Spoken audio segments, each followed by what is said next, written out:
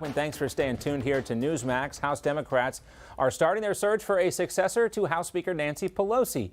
She's expected to retire after the November midterm elections. This is according to the Washington Post. The jockeying for power has just begun. Meanwhile, in the Senate, one of Chuck Schumer's New Year's resolutions is to change or abolish the Senate filibuster so Democrats can jam through their voting legislation. Let's get an update on all this and check in with Congressional Correspondent Kilmeny Duchardt. Hey, Kilmeny. Good afternoon, John. We're tracking that story very closely. As you mentioned there, Senate Majority Leader Chuck Schumer pushing for the passage of the Freedom to Vote Act on January 17th, which also happens to be Martin Luther King Day. Let's take a look at that legislation.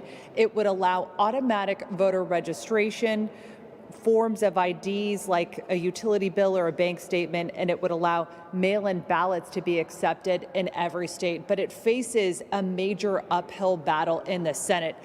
While Senator Manchin supports that legislation, he does not support abolishing the Senate filibuster to do it, nor does Democratic Senator Kyrsten Sinema, not even as a one-time exception. But Manchin, speaking to reporters earlier today, said that there were ongoing discussions about a potential rules carve-out, but that it would be a heavy lift, and he would want to be doing that with bipartisan support. Texas Senator Ted Cruz has essentially ripped apart Democratic legislation on voting, saying this legislation is designed to ensure that Democrats never lose another election. This legislation would register millions of illegal aliens to vote. It is intended to do that.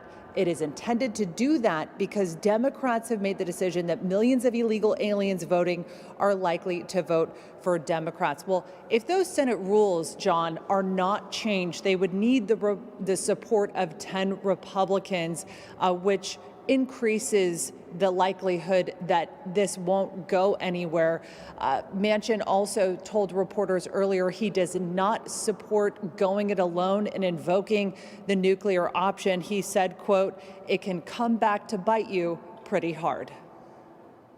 Yes, that does tend to happen from time to time. We can think back to the judicial filibuster, what happened to Democrats and the reprisals that came back on them. Kilmeny Duchardt for us live on Capitol Hill. Thanks so much, Kilmeny.